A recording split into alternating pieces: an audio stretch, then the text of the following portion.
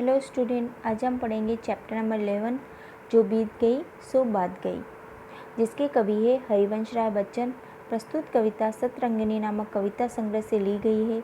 इस कविता में कवि ने जो बीत गया उसके पीछे व्यर्थ में शोक न करने की बात को महत्व दिया है। कवि इसमें कहना चाह रहे हैं कि जो बातें बीत जाती है और जो दुख भरी बातें होती है उसको याद कर दुख महसूस ना करें। प्रस्तुत पंक्तियाँ हैं। जो बीत गई सो बात गई। जीवन में एक सितारा था, माना वह बेहद प्यारा था।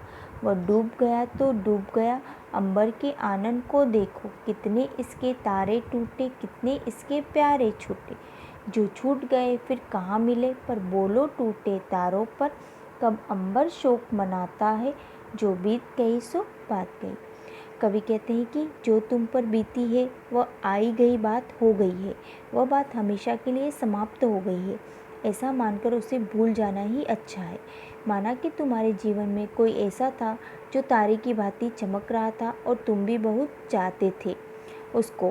तारे की तरह चमकता हुआ वह व्यक्ति तारे की तरह ही डूब गया, अर्थात गुजर गया। तो डूब जाने दो।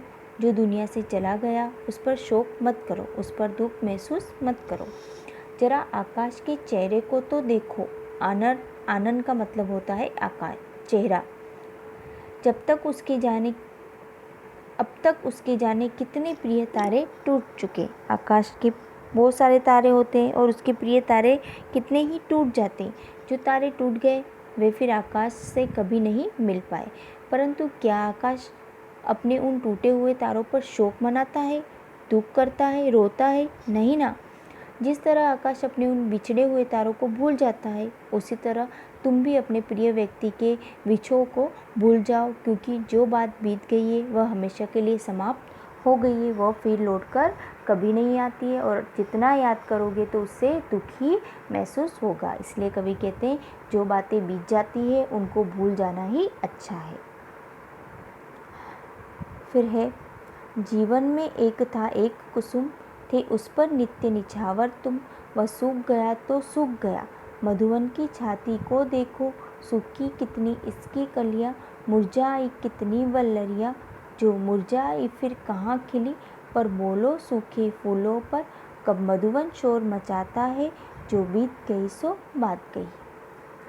इन पंक्तियों में कवि कह रहे हैं कि माना कि तुम्हारे जीवन में कोई ऐसा था जो तुम्हें फूल की तरह प्रिय लगता था और तुम उस पर हमेशा न्योछावर होते थे। तुम उसके लिए, उसकी खुशी के लिए अपनी खुशी भी कुर्बान कर देते थे। उसकी प्रसन्नता में ही अपनी प्रसन्नता मानते थे। तुम्हारे जीवन का वह प्रिय फूल सूख गया तो सूख जाने दो।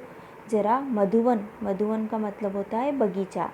जरा उस बगीचे की मजबूत सीने को तो देखो। अब तक मधुवन के जाने कितनी कलियां सूख चुकी है, न जाने कितनी लताएं मुरझा चुकी है। न ये सूखी कलियां फिर खिल सकी और न ही मुरझाई लताएं फिर से हरी हो सकी। पर क्या ये बगीचा अपने सूखे फूलों के लिए कभी विलाप करता है, रोता है? कभी नहीं। जो बात बीत गई है वह बीत जाने दो। उसे याद करके दुखी होने से कोई लाभ नहीं है। इस प्रकार इसमें भी कवि ने मधुवन का मतलब बगीचे का उदाहरण देते हुए मनुष्य को ये बात बताई है कि जो दुख भरी बातें होती है उसको याद करने से कोई लाभ नहीं है। उसे बीती हुई बात समझकर भूल जाओ। इसके आगे का वीडियो हम अगले वीडियो में पढ़ेंगे।